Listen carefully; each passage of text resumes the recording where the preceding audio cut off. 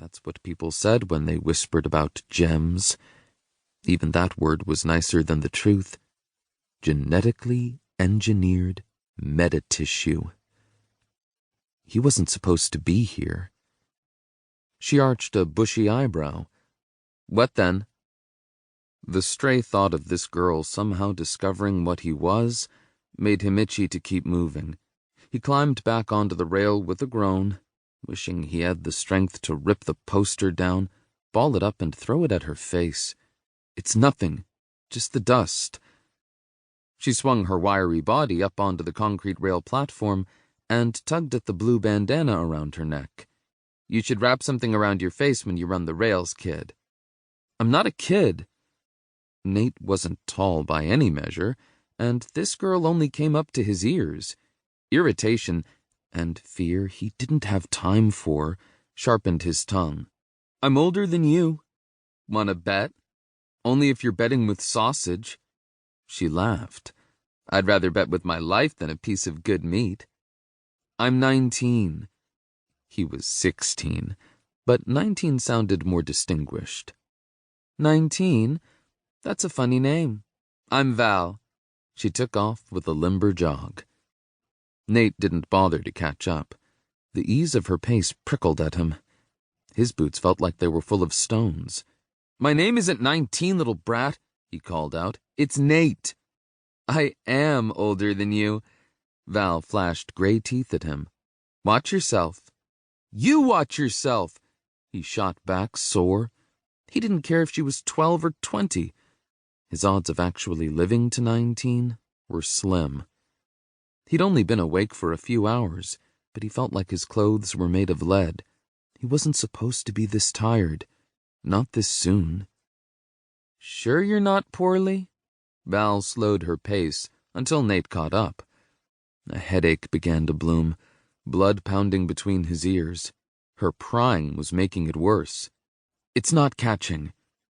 Val grunted.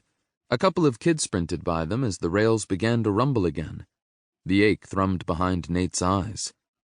When had he had his last dose of remedy? 4 days? Maybe 5? He could usually go 2 weeks before the hurting started. Move, you fool! Val grabbed his arm and pulled him into a run. They collapsed onto the next support beam. The train roared by, wheels hissing against the steel track. Silver and black whooshed overhead, too fast to focus on, too fast to comprehend. You'll be nothing but a stain if you keep courting trains like that. Hot embers stung Nate's knuckles. The train was gone. He could feel his heartbeat in the thick silence. He pressed his forehead against a cool rung and willed his body to stop trembling. He'd never come that close to getting struck before. If Val hadn't been there, the train would have eaten him up. I should have gone straight to Alden's. He wouldn't do Reed and the gang any good smeared across the concrete. Val flicked his ear and offered her bruised hand. Come on. Where are you headed? The port. He let her drag him to his feet. She shook dust out of her short, choppy hair. Funny, you don't smell like fish.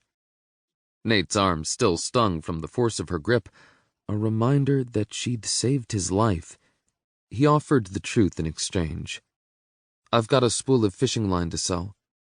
That's hard to come by, Val said, gaze keen. Nate shrugged.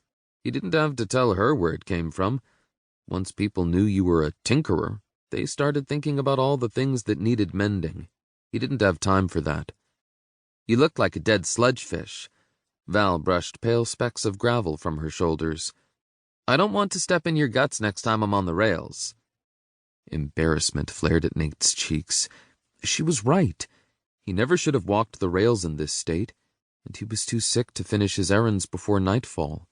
In the darkness, the only trade to come by was chem and flesh. No one would want the scraps of tech guts that weighed down his pockets. He was too small to defend himself when night drew bleary-eyed fiends from their dens. He needed to go to Alden's. Now. Bitterness dried his mouth. I'll take care to avoid the trains. You talk awful high class for a thieving tech peddler. He trailed her.